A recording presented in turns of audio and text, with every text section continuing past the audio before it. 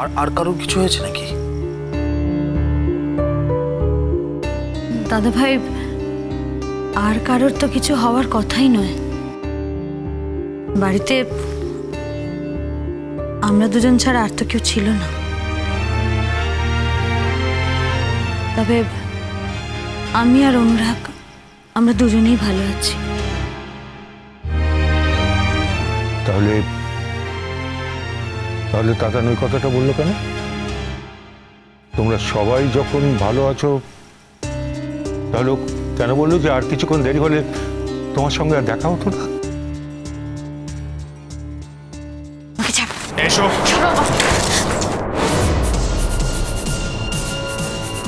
চুপচাপ এদিকে এসো।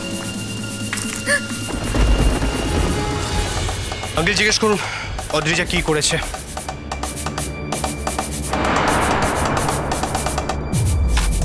সেই তুমি আবার তুমি আমাকে অপমানের মধ্যে এনে ফেললে। তুমি সেই আমার কোনো রকম নিষেধ মানলে না। তুমি মনে করলে তোমার বাবা তোমাকে কতগুলো বাজে কথা বলে গেছে, তাই না? আমি যে তোমাকে ওয়ার্ন করে গেলাম যে তুমি এটা করো না, আমি কিন্তু তোমাকে থানাতে টেনে নিয়ে যাব, কোর্টে টেনে নিয়ে যাব, তোমার মনে হলো যে এটা বাবা ফালতু কথা বলছে, এমনি বলছে। তোমার এইটাই মনে হয়েছে না?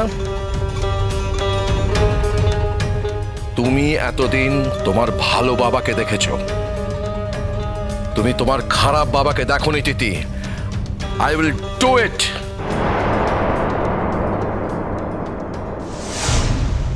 বলো অদ্রিজা, নিজের মুখে সবাইকে জানাও তুমি আজকে এক্স্যাক্টলি কি করতে চলেছিলে। বলো। আমি কিচ্ছু বলবো না, কিচ্ছু বলবো না কাউকে।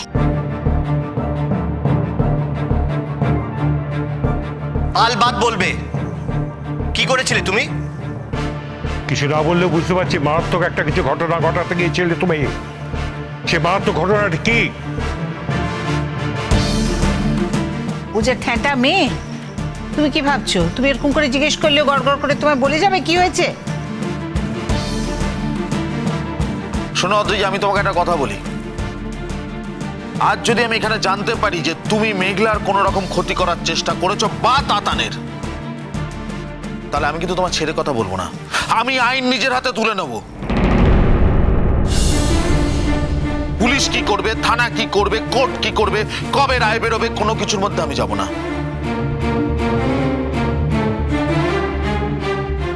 যা করার আমি করব, তার জন্য যা করতে হয়।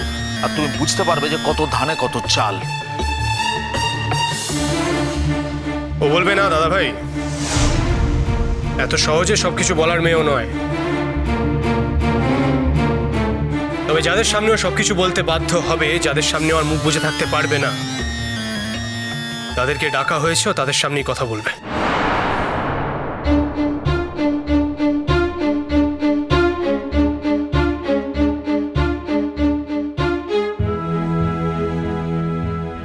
আসুন স্যার।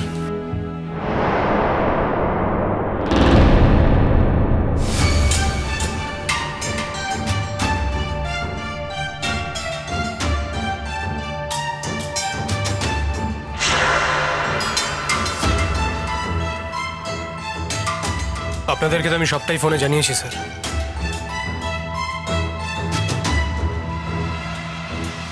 এই যে সামনে দাঁড়িয়ে আছে, ওনার নাম অদ্রিজা সেন। উনি আমার ওয়াইফ মেঘলা সেনের উপর হামলা করেছিলেন। এবার আপনারা প্লিজ ওকে জিজ্ঞেস করুন যে ও এক্স্যাক্টলি কি করতে চেয়েছিল, ইন্টেনশন কি ছিল। এই যে বলুন আপনি কি করেছিলেন, স্বীকার করুন সব কথা। কিচ্ছু বলবো না আমি।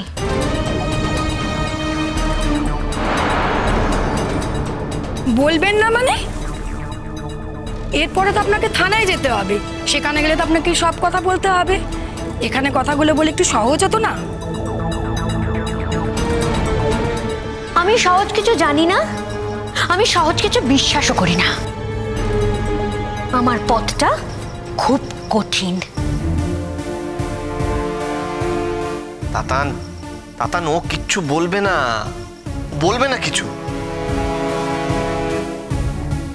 আর পুলিশও ওকে এখানে জোর করে কিছু বলাতে পারবে না। পুলিশের যা করার ওরা থানায় নিয়ে গিয়ে করবে। আমরা ওর কথা শোনার জন্য সবাই মিলে থানায় তো যাব না।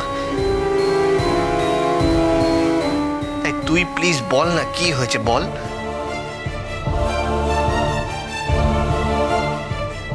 অদ্রিজা আজকে সত্যি মেঘলাকে শেষ করে দেওয়ার প্ল্যান করেছিল, আর একটু হলেও আজকে মেঘলাকে শেষ করেও দিত।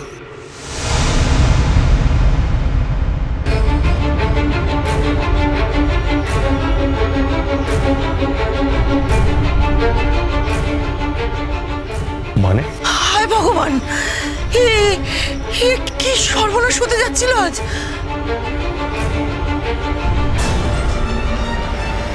অদ্রিজা, আমি তোমাকে অসম্মানের হাত থেকে বাঁচিয়েছিলাম। তোমাকে সম্মান দেব বলে বিয়ে করেছিলাম আমি। তার প্রতিদান তো তুমি একের পর এক দিনের পর দিন দিয়েছ। কিন্তু আজকে বোধহয় সব থেকে বড় প্রতিদান দিতে চেয়েছিলে, তাই না? হ্যাঁ, যা করেছি বেশ করেছি, এই কারণে আমার কোনো আক্ষেপ নেই।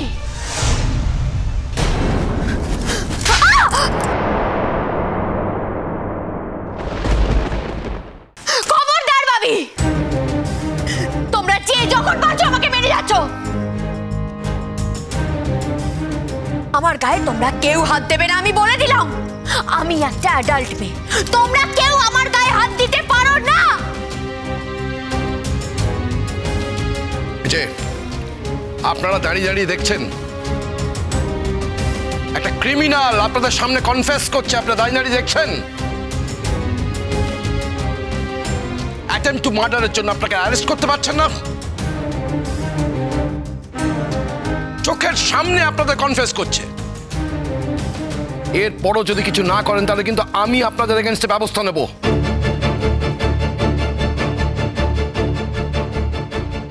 এরপর আমি আপনাদের এগেইনস্টে স্টেপ নেব। আপনি উত্তেজিত হবেন না চন্দনবাবু। দাদা শান্ত হন।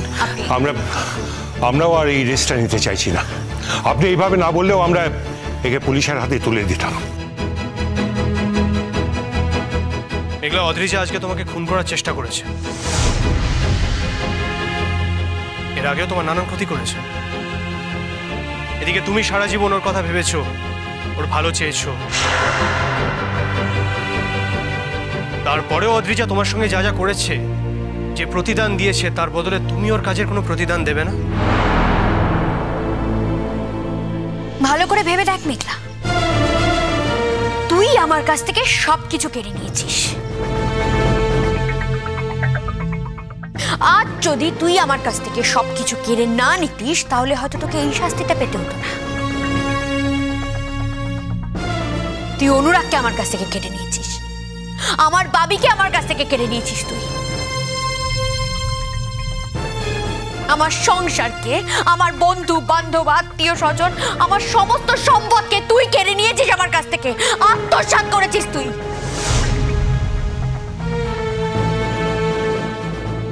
শুধু আজ কেন, ভবিষ্যতে যে কোনো দিন আমি কিন্তু তোকে খুন করার চেষ্টা করবই, আর আমি তোকে খুন করবই।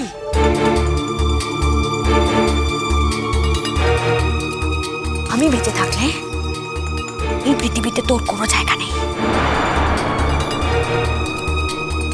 কোনো জায়গা নেই। এই আলটিমেটামটা আমি তোকে দিয়ে রাখলাম।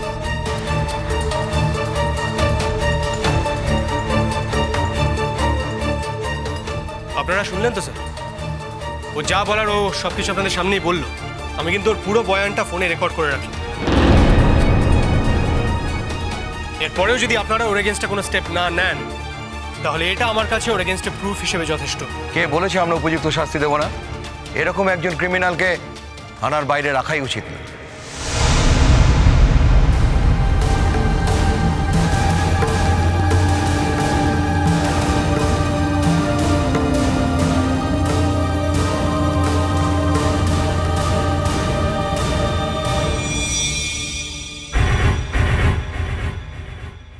আর এই যে অনুরাগ ব্যানার্জি, যে আমার নামে মিথ্যা অ্যালিগেশন দিয়েছে, সে হলো আমার সন্তানের বাবা।